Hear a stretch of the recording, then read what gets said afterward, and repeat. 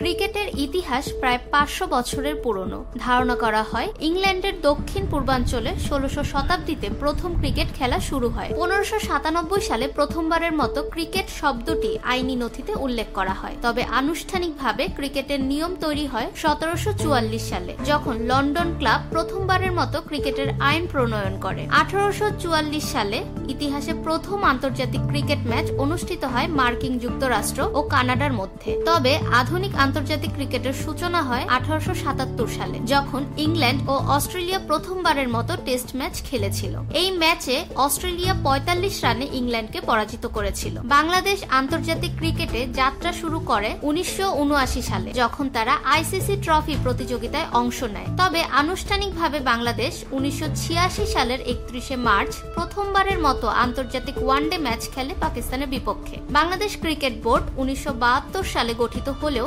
বাংলাদেশের test cricket অভিষেক ঘটে ২০০০ সালের ১০ই নভেম্বর, যখন বাংলাদেশ ভারতের বিপক্ষে প্রথমবারের মতো টেস্ট ম্যাচ খেলে। বাংলাদেশ প্রথমবারের মতো ক্রিকেট বিশ্বকাপে অংশগ্রহণ করে ১৯৯৯ সালে। এই বিশ্বকাপে বাংলাদেশ নিজেদের প্রথম জয় পায় স্কটল্যান্ড ও শক্তিশালী পাকিস্তানের বিপক্ষে। বিশ্বকাপের অন্যতম সেরা চমক ছিল পাকিস্তানের বিপক্ষে বাংলাদেশের জয়। এই ম্যাচে বাংলাদেশ ৬২ রানে পাকিস্তানকে পরাজিত করেছিল, যা দেশের ক্রিকেট ইতিহাসের অন্যতম স্মরণীয় মুহূর্ত। বাংলাদেশ ১৯৯৯ সালের পর থেকে প্রতিটি ওয়ানডে বিশ্বকাপে অংশগ্রহণ করেছে এবং ২০১৫ ও ২০১৯ সালের বিশ্বকাপে কোয়ার্টার ফাইনাল ও সুপার 12 পর্যন্ত খেলেছিল।